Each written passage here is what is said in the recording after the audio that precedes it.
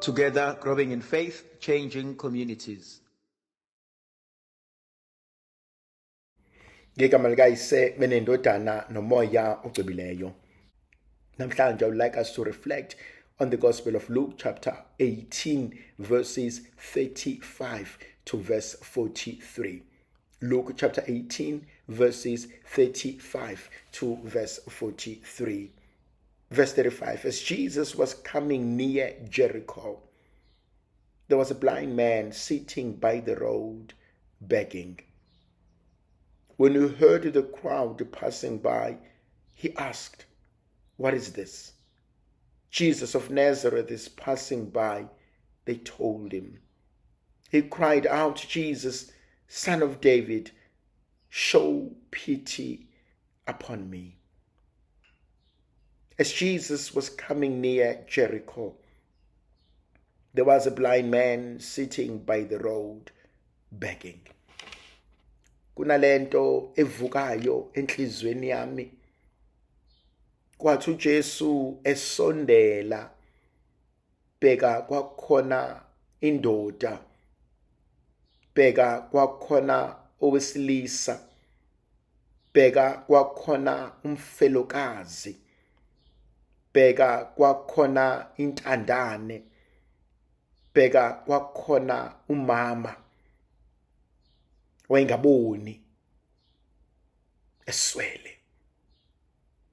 Kuyavuka kumina namhlanje sithando sami masiqala le ndaba.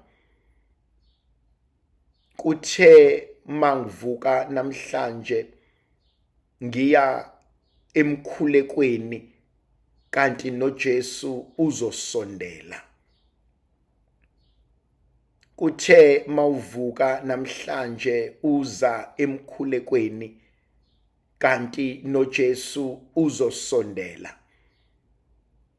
Ebesebuka lo wesifazane ogcwele inyembezi, ebesebuka lona wesilisa ogcwele inyembezi, ebesebuka lo mama, lo baba, lo dadewethu, lo mfowethu.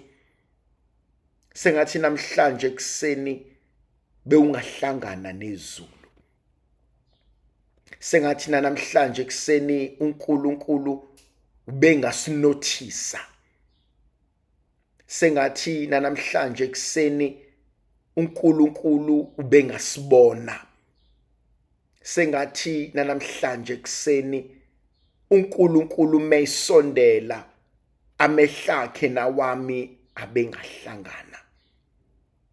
Khuleko wami okwamanje uthi sengathi mawuphakamisa amehlo ungayifumana indodana kaMaria ikulindile. Sengathi mawuphakamisa amehlo ungafumana iwundlu likulindile. Sengathi mawuphakamisa amehlo ungafumana uNkulunkulu ekubiza ngegama ethi sondela sibanibani sekulungile. Sondela sibanibani sengiyibonile inyembezi zakho. Sondela sibanibani sengikubonile ukuxakeka kwakho. Sondela sibanibani sengilizwile usizi lwakho. Sondela sibanibani sebengixoxelile ngendaba yakho. Sondela sibanibani sengizwile ngokuxakeka kwakho. Sondela sibanibani ngoba sengize ngafika ngikuzwile ukumemeza kwakho. Lithi izwi likaNkulunkulu, as Jesus was coming near Jericho, there was a blind man. Sengathi uNkulunkulu angakubiza ngegama athi njoba ngisondela sengizwile udaba lakho. Njengoba ngisondela sengizwile inkulumo yakho. Njengoba ngisondela senguzwile umkhuleko wakho. Njengoba ngisondela sengilibonile ulaka lakho. Njengoba ngisondela sengilibonile igazi liphophoma. Njengoba ngisondela sengibonile ingxabano engaka. Njengoba ngisondela Sengiwubonile lo msindo ongaka njengoba ngisondela, sengiyibonile lento ezonibulala njengomndeni, ingakho sengisondela. Kunale nkonzo evuka enhlizweni yami ihlale ingafuni ukusuka ukuthi nangu umntaka Maria esondele ekseni, nangu uNkulunkulu esondele ekseni, nangu uNkulunkulu engihlunga esixukwini, nangu uNkulunkulu engibiza phakathi kwabantu, nangu uNkulunkulu efuna ukulungisa indaba yami, nangu uNkulunkulu efuna ukuthi sibanibani ungayitsheli ukuthi ngikulibele, ungayitsheli ukuthi ngikhohliwe. Bengifuna ukuthi wena namhlanje sithandwa sami, uNkulunkulu wethu akakhohlwanga, uNkulunkulu wami akangilibalanga, omdala weinsuku akashonga ukuthi usekhohliwe ngawe. Bengifuna ukuthi namhlanje ekseni uNkulunkulu akakakhohlwa, namhlanje ekseni uNkulunkulu akakulibele, namhlanje ekseni uNkulunkulu akakuzibile, namhlanje ekseni uNkulunkulu usakhona. Yafisa uyibhale phansi lento, uNkulunkulu wami akangikhohliwe, uNkulunkulu wami akangilibalanga, uNkulunkulu wami akangizibile, uNkulunkulu wami uyezwa, uNkulunkulu wami uyabona, uNkulunkulu wami uyalalela. Lithi izwi likaNkulunkulu esadlula ngendlela, kodwa khona amnothisayo, esafika kodwa khona amnothisayo. Obhala kahle uyangithinta, bangaka abantu ababesemgaqweni, bangaka abantu ababesendleleni, bangaka abantu ababehleli around, kodwa lodwa igama esilizwayo. Thandwa zami, uma uNkulunkulu esekomnyula, uma uNkulunkulu esekusingila out, uma uNkulunkulu esekuphakamisa ukususa esixukwini. Yabona nginento engithintayo ukuthi babe baningi ababesemgaqweni, ingakho ongaboni ethi mezwa ebesebuza isixuku ukuthi kwenzakalani. Yabona kwesinye isikhathi ngifuna ukuthi kumina nakuwena ungakhathazwa ubuningi babantu, ungakhathazwa ubuningi bezinto, ungakhathazwa isixuku sabantu. Ngifuna ukuthi kuwena uNkulunkulu esokonyula, uNkulunkulu esesophe ukusebenza ngawe, uNkulunkulu esefuna ukukusiza, uNkulunkulu esefuna ukubukisa ngawe. uNkulunkulu yokulanda le, uNkulunkulu yokususa le, uNkulunkulu uyokuvundulula le, uNkulunkulu yokususa lapha.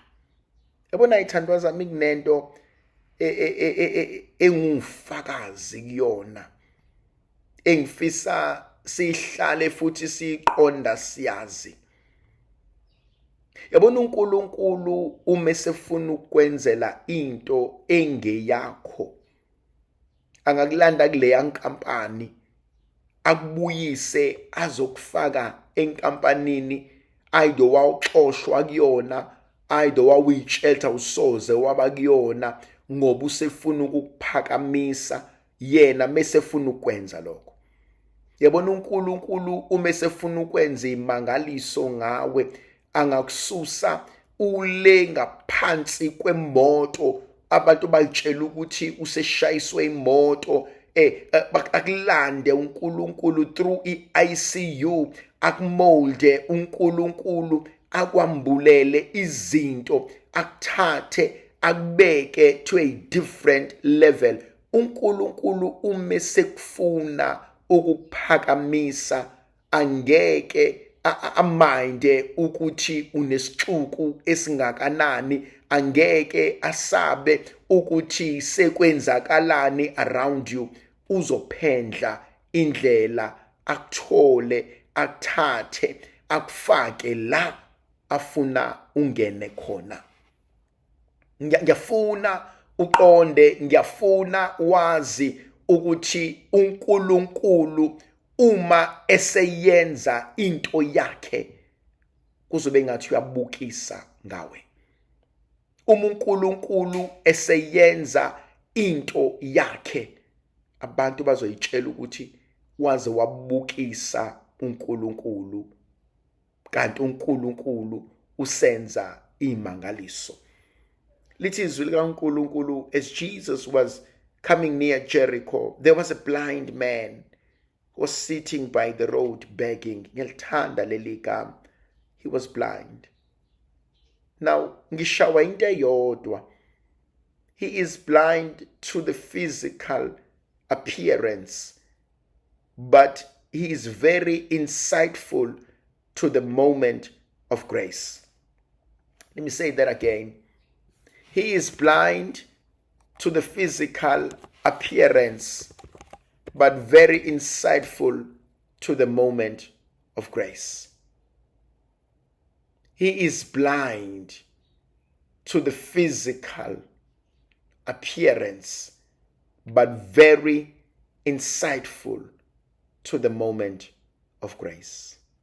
Nanku umkhuleko. Nkosi, vala amehlami angayiboni into ezongiphatha kabuhlungu. Vala amehlami angayiboni into ezongilimaza. Vala amehlami angayiboni into ezongikhuba. Nkosi, vala amehlami angayiboni into ezongilimaza, angayiboni into ezongiphatha kabi, angayiboni into ezongihlukumeza. Nkosi, vala amehlami angayiboni into ezongihlukumeza, angayiboni into ezongilimaza, angayiboni into ezongisusa kwena. I'm fascinated by this man. He is blind to the physical appearance, and yet he has insight to the grace of God. Nkosi, vala amehlami angayiboni into ezongilimaza, angayiboni futhi into ezongihlukumeza, angayiboni into ezongisusa kwena. Avala amehlami angaboni. Kodwa ke Nkosi, bese uyangivulela amehlami ngubone umusa wakho. Yazi khona into esiyiswelayo njengabantu. Khona igracia esilidingayo njengabantu.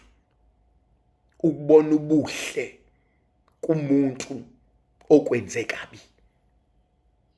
Write this down for me. Nkosi, ngiphi igracia lokubona ubuhle kumuntu ongidilile. Ukubona ubuhle kumuntu ongilimazile. Ukubona ubuhle kumuntu ongangifuni. Ukubona ubuhle kumuntu ongizondayo. Yabona, siyalidinga lelo gracia lokuthi sikwazi ukubona okuhle kumuntu obefuna ukukulimaza. Sikwazi ukubona okuhle kumuntu obefuna ukuqeda ngempilo yakho. Ngiyithanda lento uNkulunkulu asambulela yona. Akuvala amehlami ngingaboni lokho okuzongilimaza. Akuvala amehlami ngingaboni lokho okuzongisusa kuwena, kodwa akuvula amehlami abone okuhle. Nala abantu abaningi ebebengeke bakwazi ukubona lokho kuhle. akuvula amehlami abona uthando kumuntu ebengithi uyangizonda. Ake uvula amehlami ngibona umnako kumuntu ebengiyitshela uzongidestroya. Ake uvula amehlami ngibone ubulungiswa kumuntu ebengiyitshela ukuthi uhlangene nezitha zami. See what I'm asking for, what I'm praying for, it's deep when you think about it. You are not creating the good. You are only allowing and asking God to lead you to the good. Lento ifuna ukuthi kumina thandwa zami akekho umuntu omubi ngaleyo ndlela. It's scary. Ngoba nginabantu esingafuni ukubathanda. Kunabantu okunzima ukuba sibamukele. Kunabantu okunzima ukuba sifune ukuba nabo. Kodwa nangu uNkulunkulu namhlanje ethi thina akekho umuntu omubi ngaleyo ndlela. Even nalo oyitshela wena ukuthi akakufuni, even nalo oyitshela ukuthi uyakuhlukumeza, even nalo oyitshela ukuthi uyakulimaza, Nkosi vula amehlami ngibone okuhle kuyena. Khona into eyenzakalayo engithintayo ithandwa zami. When the blind man was sitting along the way, you heard the crowd passing by. Wabuza, kwenzakalani? What is this? What's going on? He asked. And they told him, Jesus of Nazareth is passing by. There's a beautiful word I love there. He cried out, Jesus, Son of David, take pity on me. I think one of the most beautiful things engithandayo is the acknowledgement, I need help. That acknowledgement, Jesus, Son of David, have pity on me. Lord, I need you. I need help. I need your grace. I need your intervention. I need your support. I need your listening ear. I need your comforting presence. I need your help. One of the most powerful realities, Lord, I need help. Kuningi thandwa zami that we may be going through. Kuningi esibhekene nakho. But the acknowledgement, I need help, is a step towards healing.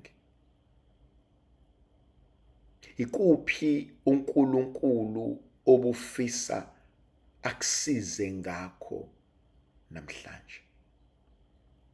Ikuphi uNkulunkulu engidinga angisize ngakho namhlanje? Kulesi sikhathi samanje, ikuphi la engithi Nkosi ngiyakudinga? Ikuphi la engithi Nkosi angisazi ngizokwenze njani? Ikuphi la engithi Nkosi sengizamile kodwa ngiyehluleka? And this word is important. What is this?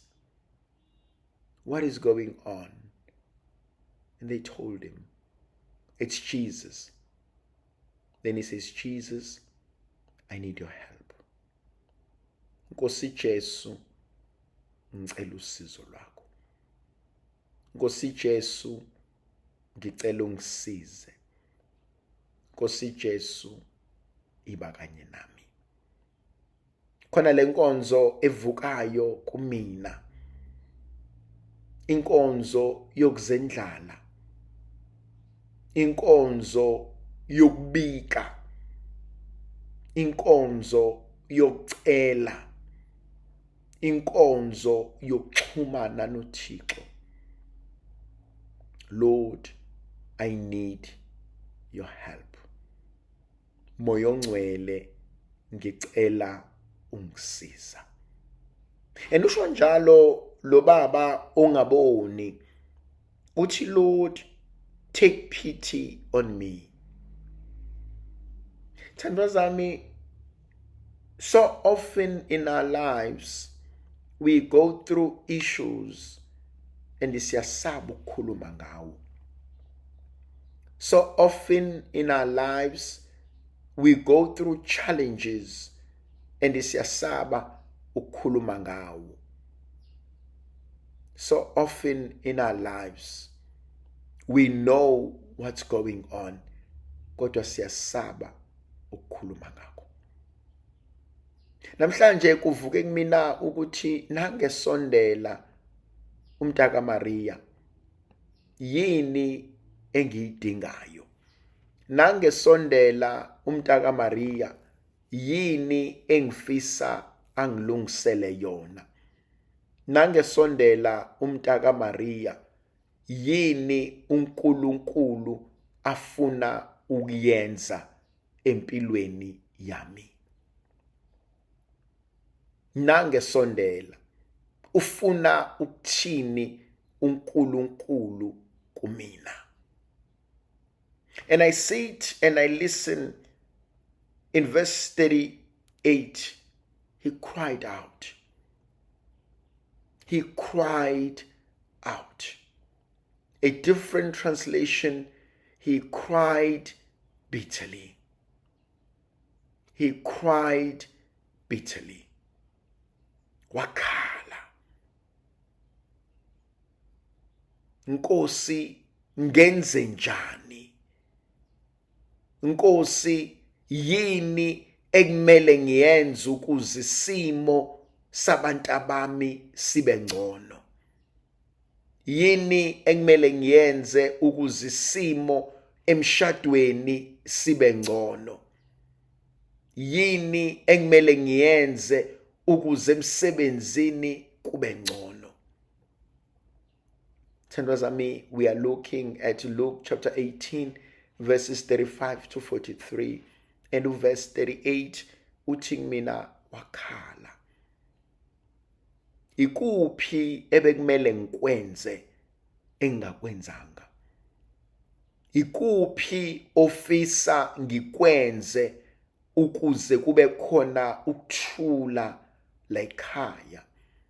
Ikuphi ekumele ngikwenze ukuze kube khona ukuzwana la ekhaya?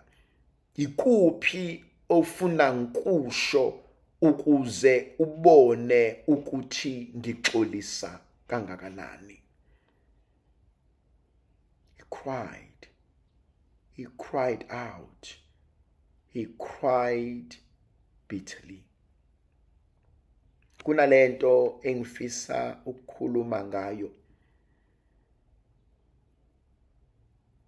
Abantu bayawenza amaphutha.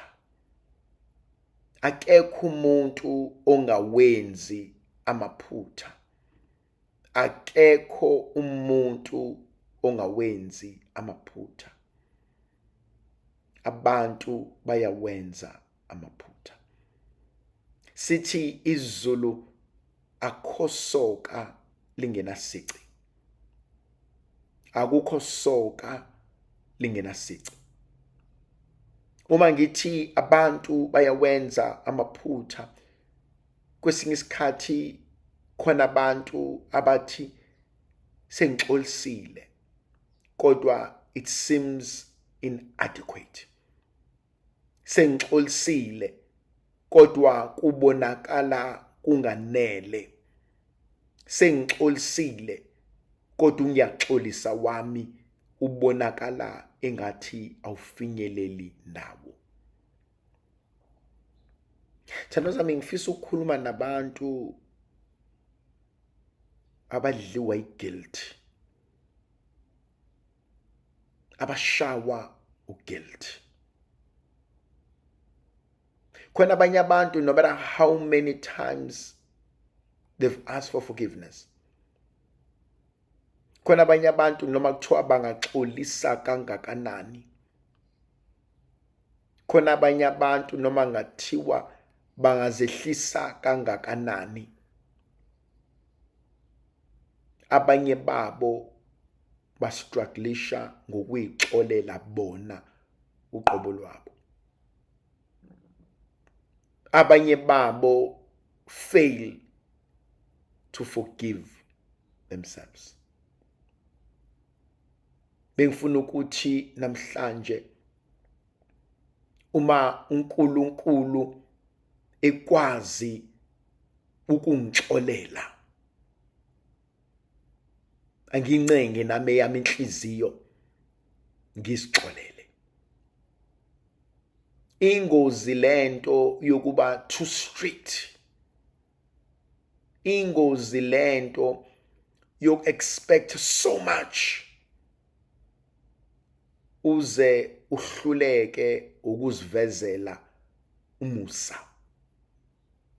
uze uhluleke ukubona ubuze bakho, uze uhluleke ukwamukela uthando lukaNkulunkulu. Ngihlezi ngithi mina bengubani mina ukuba ngingayixoleli uNkulunkulu esengixolele? Bengubani mina ukuba ngingayithandi uNkulunkulu esengithande kangaka? Bengubani mina ukuhlala phekwa lento uNkulunkulu kade adlula kuyona? Balekile kumina lenkonzo yokuzixolela, yokufunda ukwamukela ukuthi nami ngingumuntu ngiyehluleka. Cela ungibhalela phansi. Nami ngingumuntu ngiyehluleka. Nami ngingumuntu ngiyehluleka.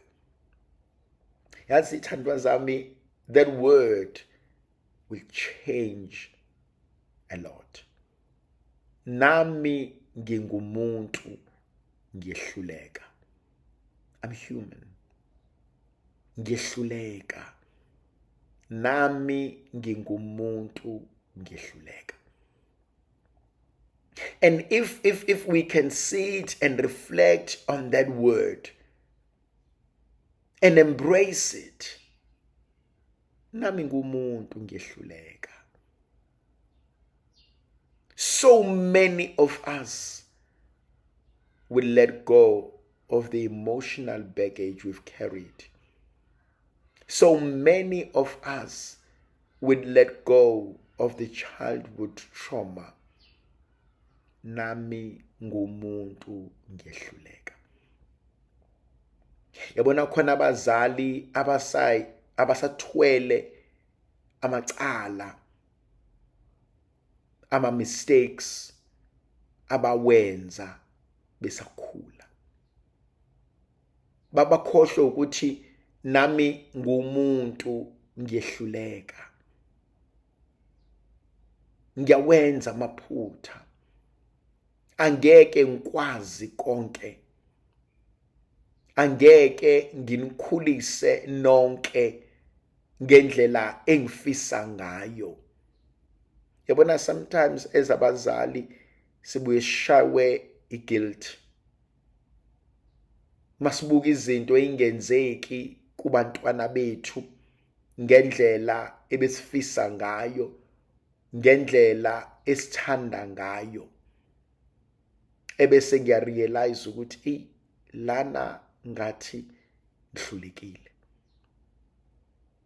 Lana sengathi angikwazanga ukwenza.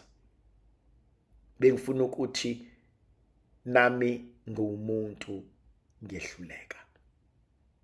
And it's okay. It's not an excuse. It is acknowledgement.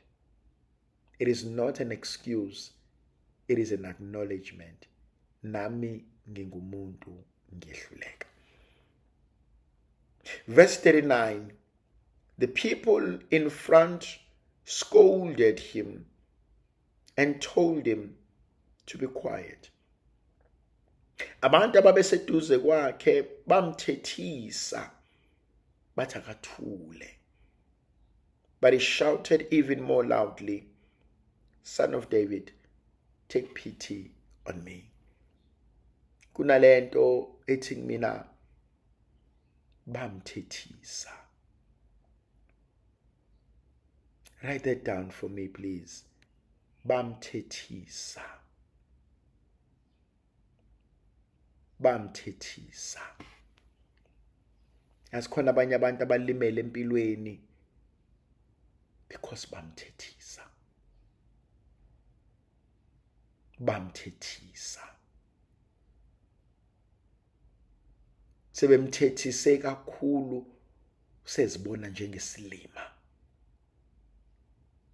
Sebemthethise kakhulu siyasaba nokuzama. Sebemthethise kakhulu useyayidoubt nama capabilities akhe. Sebemthethise kakhulu sezibona njengesehluleki. Sebemthethise kakhulu akasayazi into right ne wrong. Bamthethisa. Thandwa zami, you've got to learn to rise above your critics. Every day, you've got to learn to rise above your critics. Every day.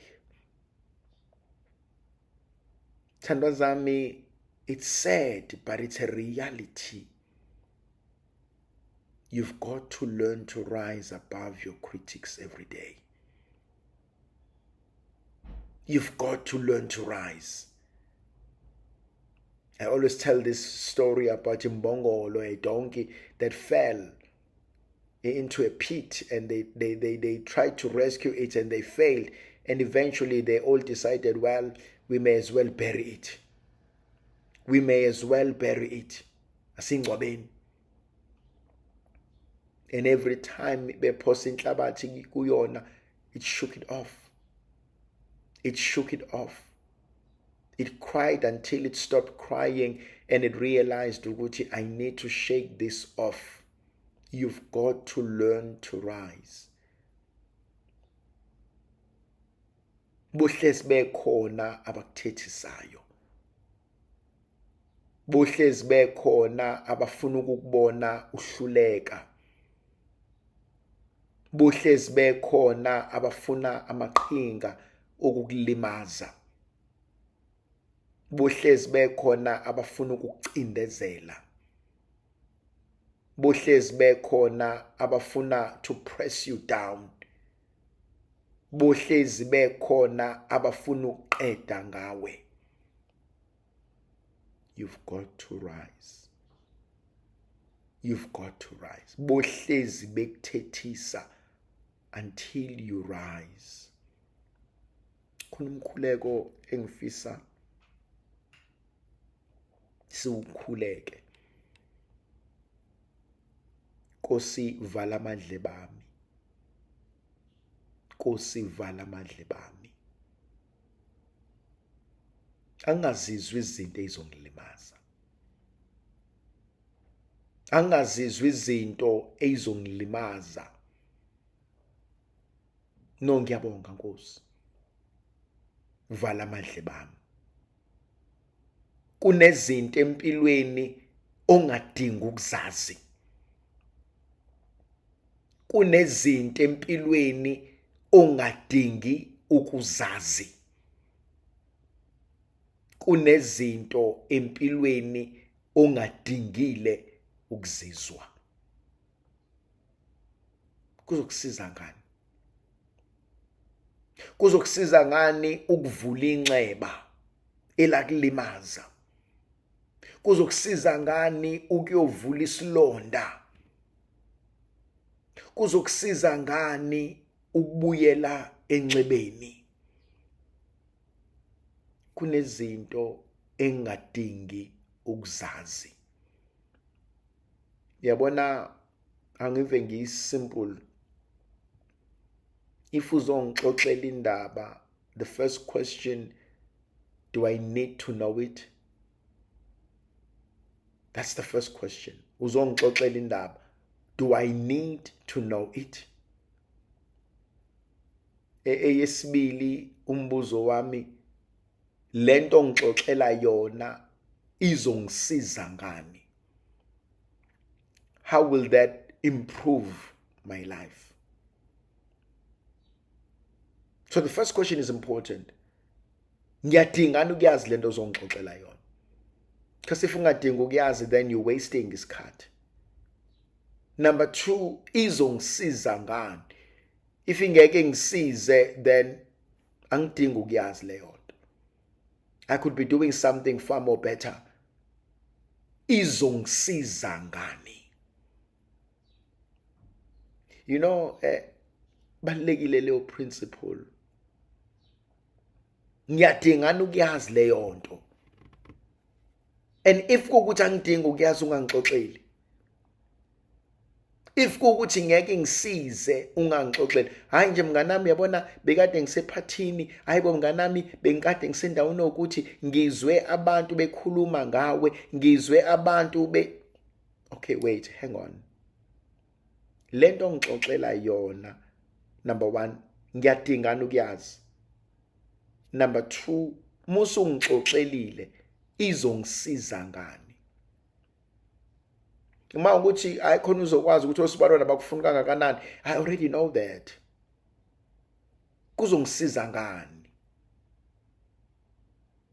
Thandwa zami, if you go through life thinking wonke umuntu uyakuthanda,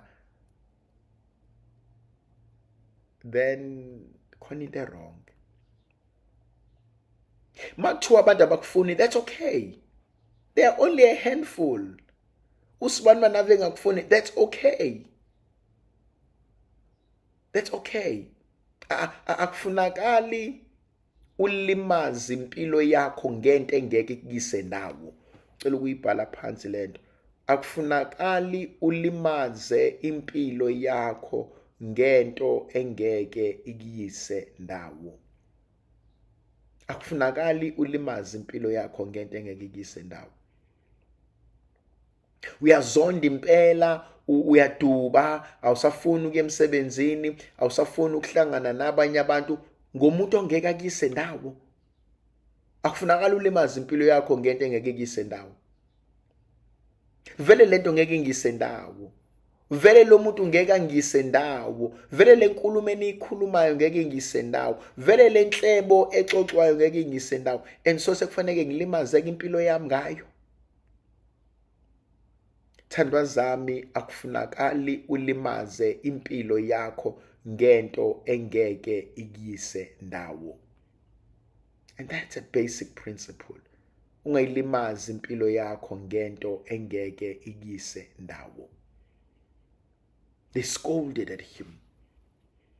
Bamthethisa. Kunabantu abasithethisa sabancane. Kunabantu abasithethisa sesigugile. Kunabantu abathethayo. Kunabantu abamthethisa.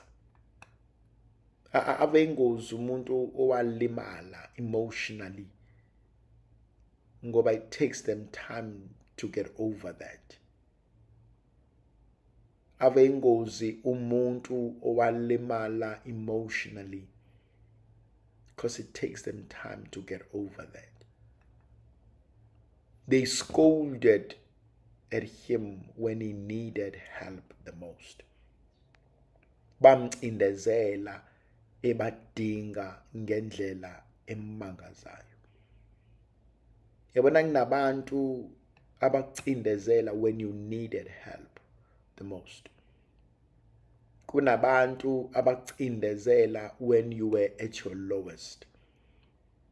Kunabantu abakucindezela benawo amandla ukukusiza.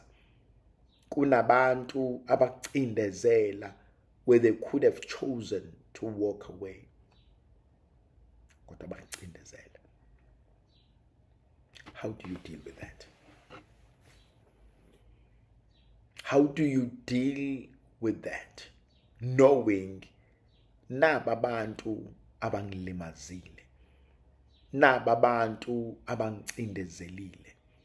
Yabona, one of the most interesting things empilweni ngesidalwe somuntu ukuthi siyakhuluma. Yabona, isidalwa esumuntu siyakhuluma.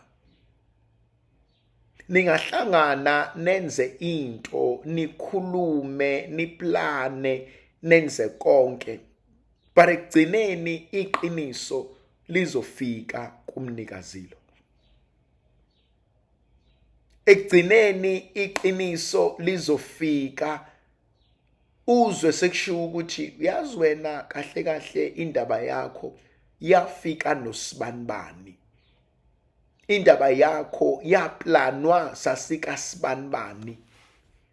Indaba yakho usibanibani wathi yena uzokwenza ukuthi nokuthi, usibanibani wathunyukwe. Thandwa zami, ayikho into ephume ngomlomo womuntu engeke ifike emadlebeni omnikazio. I wish you can write that down for me. Ayikho into ephume ngomlomo womuntu engeke ifike emadlebeni omnikazi. Ayikho into ephume ngomlomo engeke ifike emadlebeni omnikazi.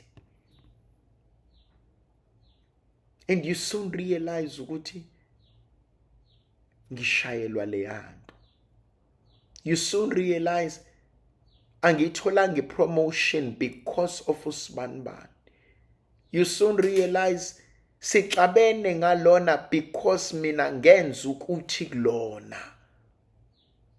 Ayikho into ephume ngomlomo womuntu engeke ifike kumnikazi wayo. And you soon realize ukuthi kuze kube nje. This has nothing to do with this. Lona sibanga nayo indaba yakubo.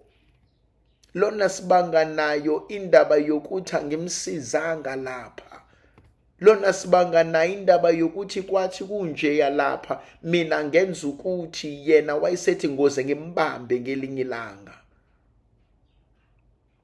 Ayikho into ephuma emlonyeni womuntu engeke ifike kuyena. Ayikho into ephuma emlonyeni womuntu engeke ifike kuyena. Lithi izwi likaNkulunkulu, they scolded him. They scolded. But he shouted all the louder. Verse 40. And Jesus stopped, and he ordered the blind man to be brought to him. Yazi uJesu mina uyangithusa. He ordered the blind man to be brought. That's a passive tense. He can't come on his own. Uthi mletheni. Ngiyayizwa ngifuna ukisho ithandwa zami. Uthi uJesu mletheni. Utshela abantu ade bemthethisa. Utshela abantu ade bemcindezela. Utshela abantu kade bengafuna thola usizo. Uthi uJesu mletheni. Ngifuna ukuthi uNkulunkulu uzosebenzisa izitha zakho ukuphakamisa. Write that down for me. uNkulunkulu uzosebenzisa izitha zami ukungiphakamisa. uNkulunkulu uzosebenzisa izitha zakho ukuphakamisa. Ingakho uDavide ethi undlala itafula phambi kwezitha zami ibhekile. Verse 40, Jesus stopped and he ordered the man to be brought to him. By who? By the very same people who were telling him to keep quiet. By the very same people who were telling him that he's a nonsense. Ngifuna ukuthi uNkulunkulu uzosebenzisa izitha zami ukungiphakamisa. Uyamazi umuntu osayina i-document engafuni because uphoqiwe ukuthi isayine phela le document, usibani wanifanele ayithole lento. Uyamazi umuntu osayina i-order engafuni because uphoqiwe ukuthi fanele uyisayine le order because khona osekhombile. Ngihlezi ngithi mina Nkosi, I wish long life to my enemies. Khona bezobona ungiphakamisa ngelinye ilanga phambi kwami. Ungakhulekeli izitha zakho ukuthi isheshe igoduke. Azibone inkazimulo kaNkulunkulu yenzeke empilweni yakho besanganeno. Kunabantu ofanele ukuthi inkosi ungaqala ubathathe osibani. Akubahlalise khona uNkulunkulu ezobakhombisa even in their old age, babuke izinto zenzeka, babuke uJehova ephakamisa amandla akhe. uNkulunkulu mina uyangithusa. Le ndoda ade beyikhuza, kade beyithulisa, kade beyithuka, kade beyitshela ukuthi ayithule. Uthini uNkulunkulu manje? Uthi letheni la kumina. Ngiletheleni yona nina. Hambani ningilethele yona. Ibona abayoyithwa, my God. Ibona abayoyithwala. Ibona abayoyethula enkosini. Ibona abazoyithula. Ibona abazoyithwala, ibona abazothi nansi inkosi. Futhi ibona abazoyiprepare ukuthi yobonana noNkulunkulu. Thandwa zami, ngesaba mina isidalwe somuntu. Namhlukumezi umuntu kaNkulunkulu. Ungamhlukumezi umuntu uNkulunkulu abhejayo ngaye. Let me say that again. Ungamhlukumezi umuntu uNkulunkulu abhejayo ngaye. Yazi khona abantu uNkulunkulu athi ngiyabheja mina ngosibani. Ubofunda incwadi kaJob athi uNkulunkulu Sathane ngiyabheja mina ngoJob. Ngeke asuke kumina. Ngiyabheja ngosibani noma ungamenzani kodwa uzohlala kumina. Ngiyabheja ungamhlukumezi umuntu uNkulunkulu abhejayo ngaye. Ungamhlukumezi umuntu uNkulunkulu abhejayo ngawe. Ungamhlukumezi ngoba uzolimala. Yabona uNkulunkulu uzothi mesethi ngathini kuwena uzothini? Uzothini mesethi uNkulunkulu angishongo ukuthi lo ngeke asuke kumina. Angishongo ukuthi lo uzoqhubeka abe better than before. Angishongo ukuthi lo noma ungamenzani lento ofuna ukumenza kuyona kufanele ukuthi uthela amanzi emhlane wedada. Angishongo kuwena ukuthi lo muntu ubizelwe izinto ezinkulu kunalezi. Ngomhlukumezi umuntu uNkulunkulu abhejayo ngaye. Yazi mina into engithusa kakhulu ukuthi uNkulunkulu umletheni. The very same people okuyibona abafuna ukudestroy, ibona efanele beze bazokulanda. The very same people abafuna ukushaya wena, ibona uNkulunkulu othabeze kuwena. uNkulunkulu kunezinto azenzayo nazo zenza. Athatha izitha zakho athi mletheni kumina. Ungabheji ngomuntu uNkulunkulu, ungamhlukumezi umuntu uNkulunkulu abhejayo ngaye. Khona lento uNkulunkulu ayenzayo. He stood and he says, let him be brought to me. When he came near, Jesus asked him, what do you want me to do for you? Sefikile. athi uNkulunkulu ufuna ngikwenze lentoni.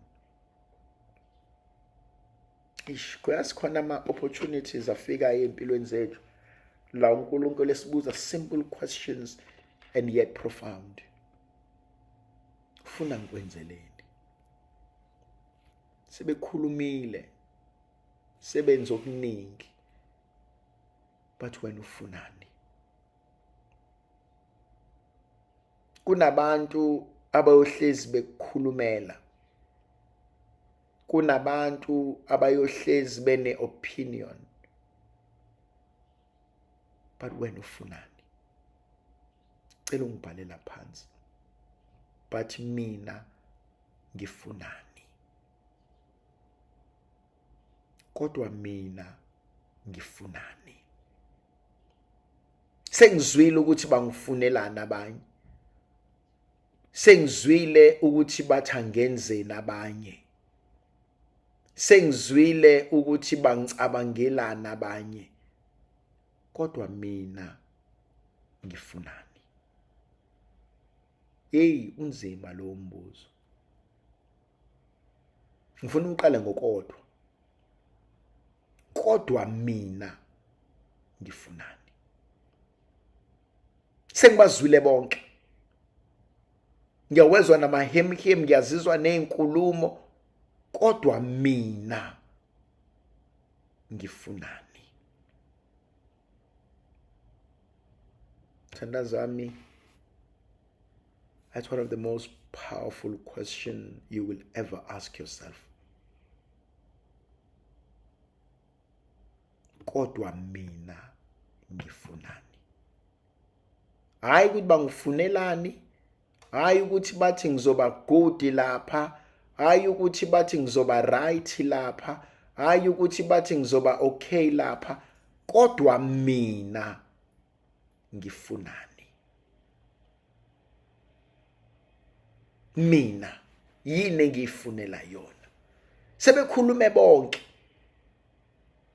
sebenze konke, sebengibonise okuningi, kodwa mina ngifunani? Ngifuna ukuthi kuwena uNkulunkulu uzothatha izitha zakho, izona ezizokuthwala for your coronation, izona ezizokuthwala uNkulunkulu esezokugcoba, izona ezizokuthwala uNkulunkulu esezokubusisa. Kodwa in that process wena ufunani? Ngifuna ukuthi ithandwa zami, uNkulunkulu ngeke ayiphoqe into phekwe impilo zethu. uNkulunkulu ngeke asiphoqe nasibusiso phekwe impilo zethu. Ayikho into uNkulunkulu azoyiphoqa, ayikho into uNkulunkulu azoyifaka ngendluzula. Ingakho ekubuza, ingakho ngibuza ukuthi kulungileke mntanami, kodwa wena ufunani? Yabona khona le moment ezayo, ngiyafisa ni understand, khona le moment engiyibiza nge-coronation. Uyazi wena ukuthi usazogcotshwa, uyazi wena ukuthi usazophakanyiswa, uyazi wena ukuthi usazobekwa kulento uNkulunkulu akubekele yona. That day is coming. That day of coronation is coming. That day of anointing is coming. That day la uNkulunkulu ezothi sengifikile. That day is coming. Kodwa usafuna ukwazi wena ufunani? Your day of blessing is guaranteed. That is coming. Your day of reckoning is guaranteed. That is coming. Your day of retribution is coming. That is guaranteed. Your day of restoration is coming. That is guaranteed. Kodwa wena ufunani? Kuningi uNkulunkulu, hey my God, yo, kuthi angithi kuningi uNkulunkulu okuningi okuhle uNkulunkulu akuhlelele kona. My God, kuningi okuhle uNkulunkulu akuhlelele kona. Kuningi. Your day is coming. Kuningi okuhle uNkulunkulu akuhlelele kona. But wena ufunani? Kodwa mina ngifunani? Ikuphi engikufunayo? Ngiyawuthanda lo mbuzo. Usefikile ku verse 41. What do you want me to do for you? Kodwa wena ufunani? Sir, he answered, I want to see again. Nkosi ukuba ngiphinde ngibone. I've lost it. Moya ongcwele. I've lost it. Kuke kwaba kuhle. Kuke kwaphileka. Uke wathembeka uThixo. Sike sahlala ngokuthula. Kuke kwaba mnandi ekhaya. Ngike ngaba blessed emsebenzini. Ngike ngaba nakho konke. But I've lost it. But I've lost it. Lord, that I may see again. My God, my God. Listen to that word. What have you lost that you will give anything to regain it again? What have you lost that you will give anything to regain it again? Balahlekelwa abantu. Balahlekelwa abantu. Abanye balahlekelwe izinto ababoni ukuthi ezibalahlekele. Uyabona ukuhlala phansi uyitshela ukuthi yonke into right, uthi uyangena, hawu into ukuthi ishonephi, kuthiwa ayiseka sazi ishonephi. Khona abantu abalahlekelwe izinto kodwa abazazi ukuthi kade zabalahlekela. My God. Khona abantu abalahlekelwe izinto kodwa ababoni ukuthi kade zalahleka. Kade zalahleka. Kodwa ababoni. Kade zalahleka kodwa bazi. Kade zalahleka.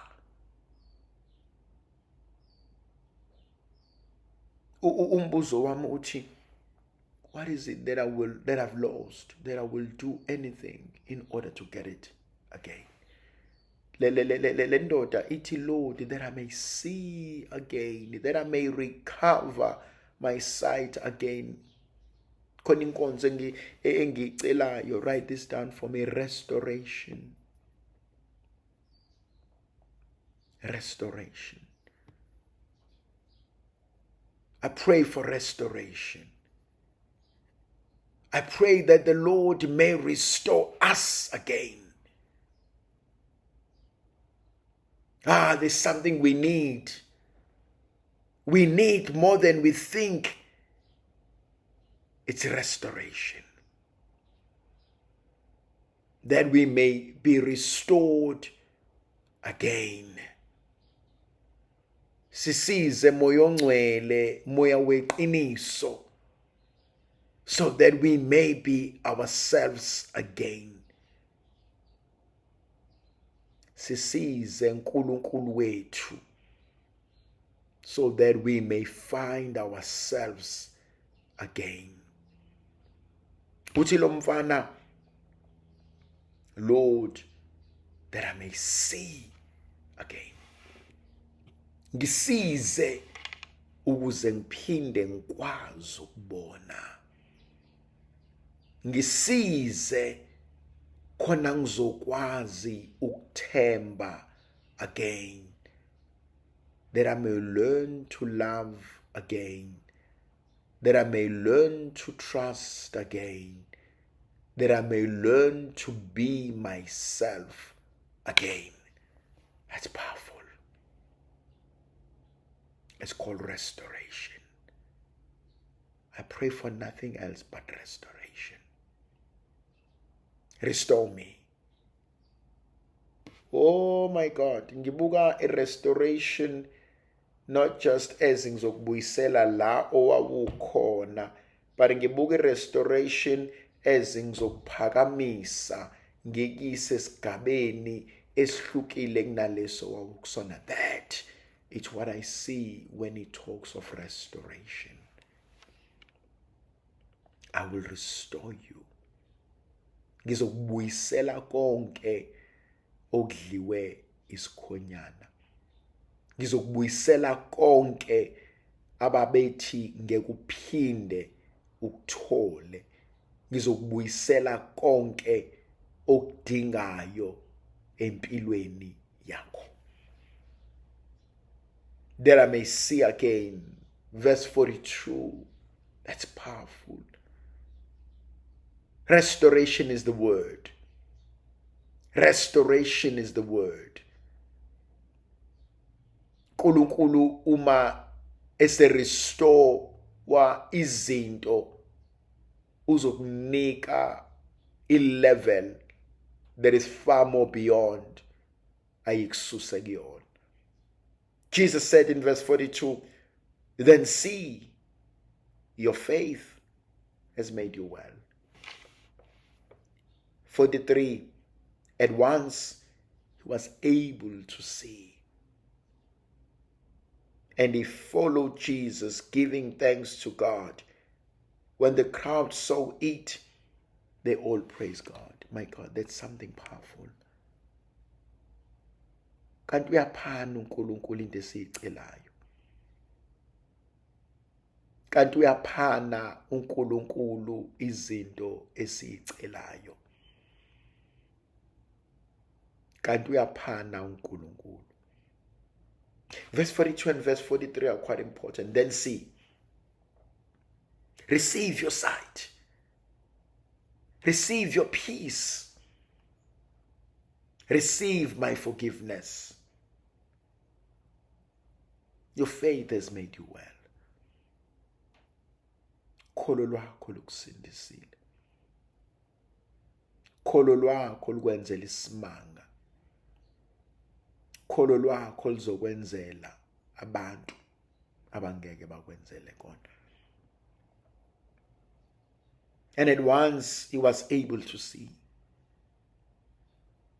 Nabamlethile bayathuka. Mebabuka athi awu ugqoke kahle kanje. Awu indaba dongithethisa wena sibanibani. Awu ka uyakholwana ukuthi uNkulunkulu usangakwenza ubone izinto obungaboni. Uyakholwana uNkulunkulu usangakwenza ube yilento abantu ababeyitshela ngekuphindwa inuke. Uyakholwa uNkulunkulu usangenza imangaliso ngawe nangabantwana bakho. Uyakholwa ukuthi uNkulunkulu usangakwenzela imangaliso. Lithi izwi likaNkulunkulu ngokukholwa. Ngokukholwa amehlo akho avuleka. Ukukholwa goes a long way. Ngokukholwa simo sempilo yakhe sashintsha. Lithi izwi likaNkulunkulu uthe sebona. Uyangithusa lo mfana. Uthe sebona wamlandela uJesu. Uthe sebona wathi angisakwazi ukusala kwami. Wathe amehlo akhe sevuleka. Wathi so late have I known you, so beautiful ever knew. So late have I known you. How late? Athe sevuleka amehlo akhe wabona differently.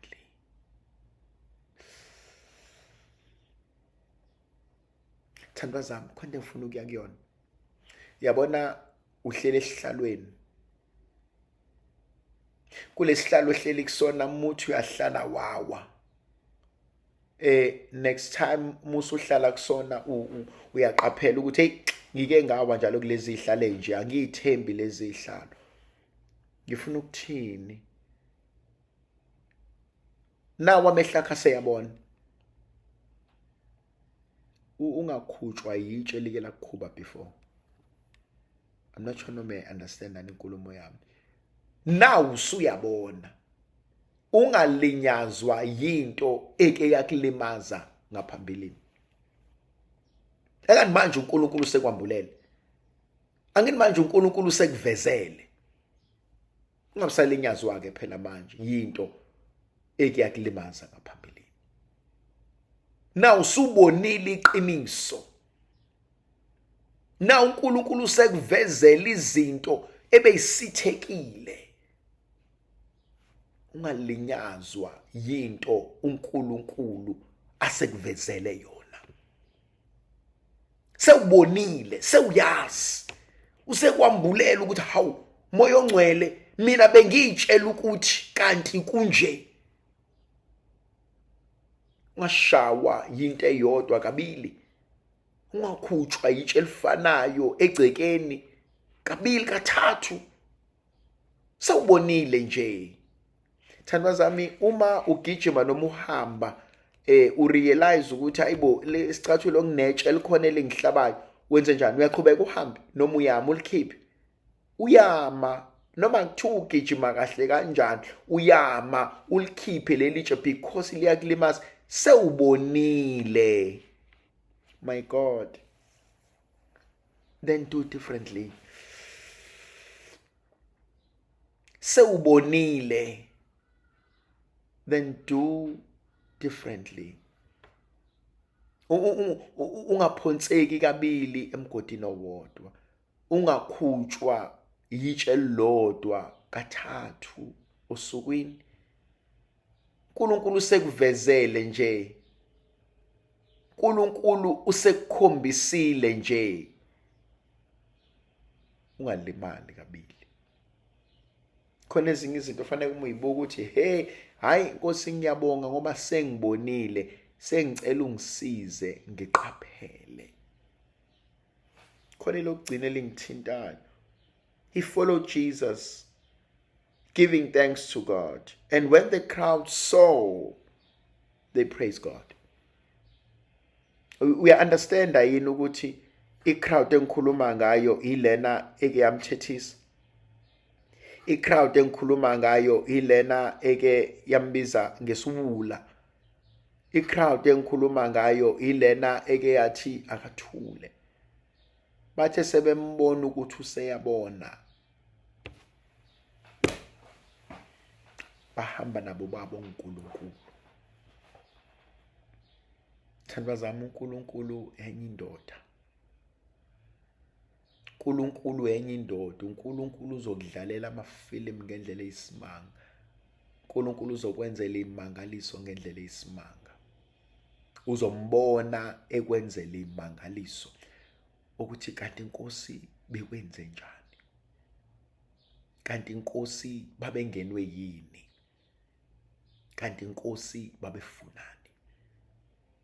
The very same people will sit with you at the table. The very same people will join you. The very same people will congratulate you. Nanti lami lokugcina, ungazondi. No matter what, ungazondi. Asikho isidingo. Badidekile. Ungazondi. Ngegama likaYise benendodana nomoya ocubileyo. Amen.